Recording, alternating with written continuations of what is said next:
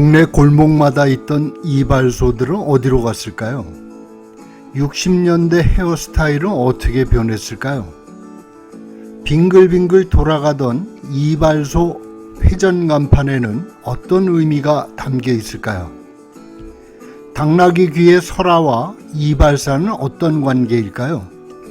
흑백 라디오 8편은 사라져가는 이발소에 관한 모든 이야기들입니다. 70년대까지만 해도 남자라면 누구나 자주 찾던 이발소가 눈에 띄게 줄고 있습니다. 이발소는 남자들에게 동네 사랑방 노릇을 하며 대를 이어 드나들 만큼 오랜 단골을 두었지요. 이발소의 첫 기억은 이발사의 흰옷이었습니다.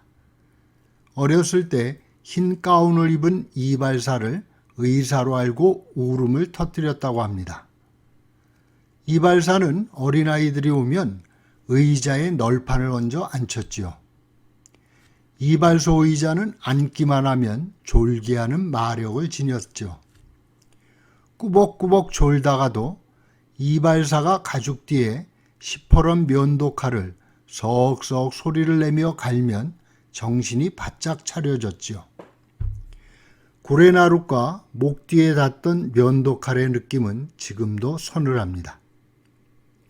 어른들의 면도는 더욱 심각하지요. 비누 거품을 턱 주변에 잔뜩 바르고 면도칼로 수염을 깎는 장면은 옆에서 지켜보는 것으로도 긴장이 되었습니다.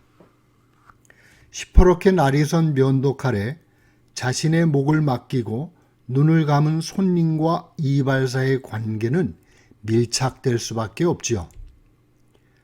남성 전용의 공간에서 손님은 이발사와 세상 돌아가는 이야기며 가정사, 동네에 떠돌아다니는 소문들에 대해 대화를 나눕니다.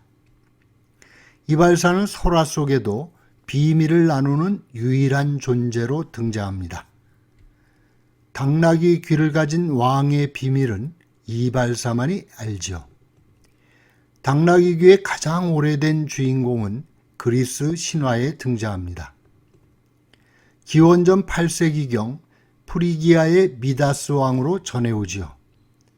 아폴론의 저주로 당나귀 귀가 된 미다스 왕의 비밀은 이발사만이 알고 있었고, 이발사가 갈대숲에서 임금님 귀는 당나귀 귀라고 소리치며 세상에 알려집니다.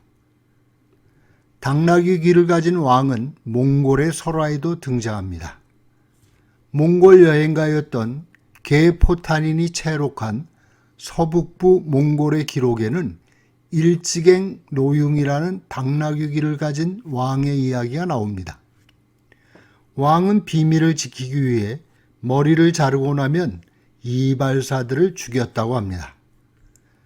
어머니의 기지로 다행히 목숨을 구한 젊은 이발사는 쥐구멍에다 대고 우리 대왕님은 당나귀 귀를 가졌다고 소리쳤지요.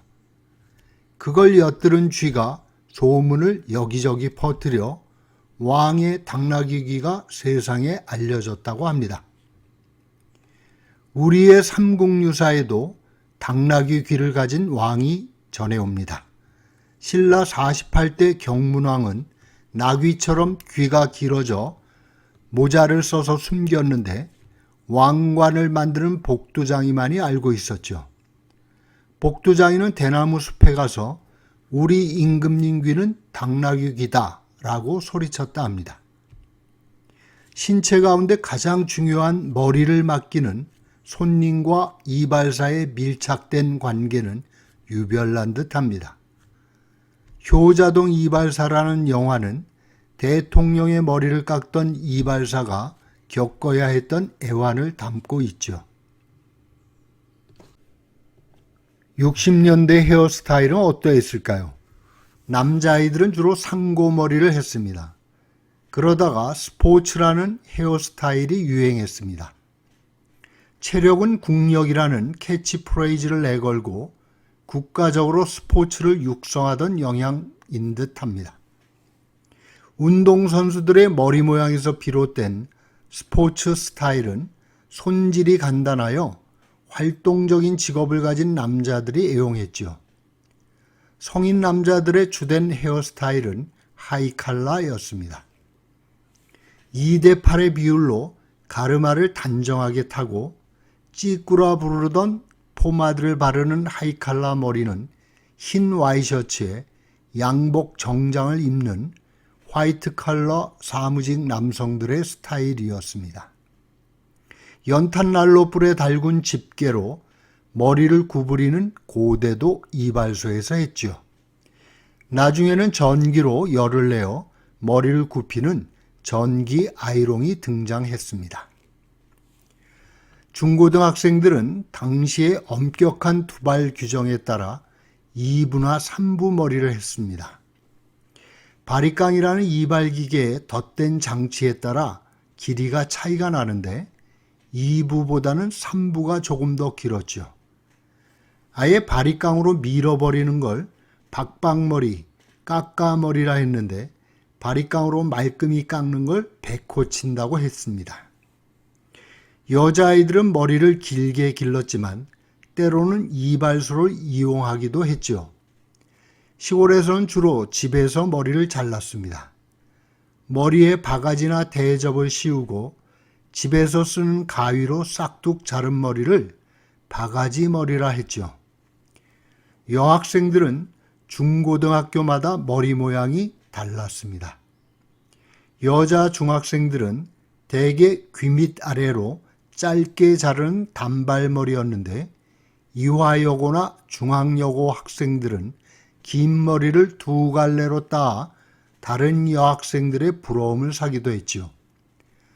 창덕여고는 베레모를 머리에 써서 눈길을 끌었고 덕성여고 여학생들은 멋을 내는 솜씨가 뛰어났지요.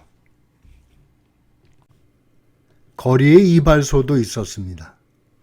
가죽 가방을 든 이발사가 동네마다 돌아다니는 야전 이동 이발소지요.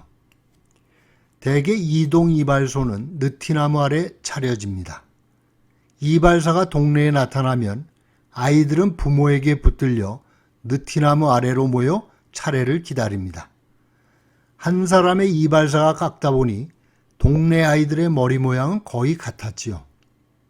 바리깡으로 밑을 돌리고 앞머리를 가위로 가로로 자른 상고머리였습니다. 바리깡을 제대로 소독하지 않아 머리에 부스럼이 생기기도 하는데 탈모를 일으켜 땜통이라는 흉터를 남기기도 했지요. 기계충이라 불린 두부 백선을 피하기 위해 이발사는 바리깡을 풀로 달구는 소독을 했습니다. 매미 소리가 들리는 느티나무 아래의 이발은 비누 거품을 뒷덜미에 바르는 면도로 끝납니다. 이발사 아저씨가 나눠준 종이를 한 손에 얌전히 들고 있으면 이발사는 면도하고 난 비누 거품을 그 종이에 닦았습니다.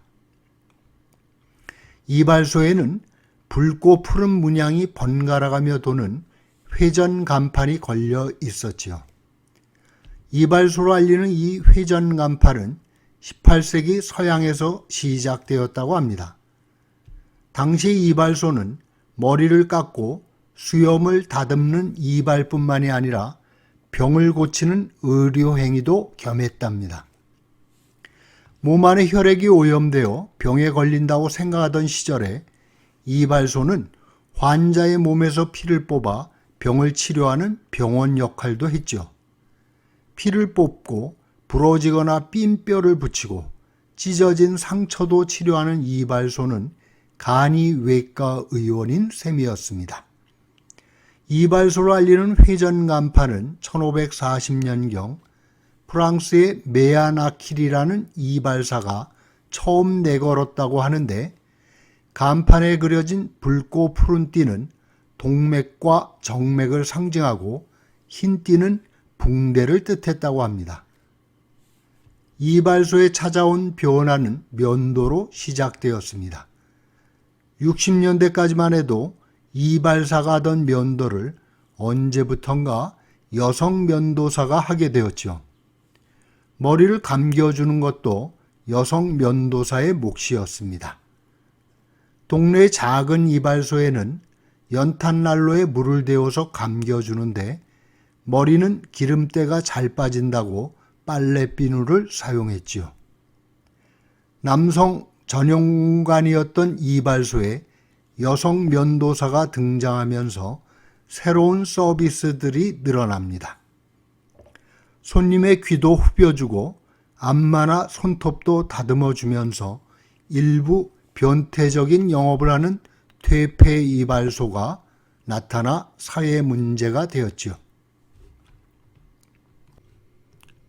이런 문제와 함께 개성을 찾으려는 젊은 남성들이 미용실을 드나들기 시작하며 이발소의 하락세가 시작됩니다.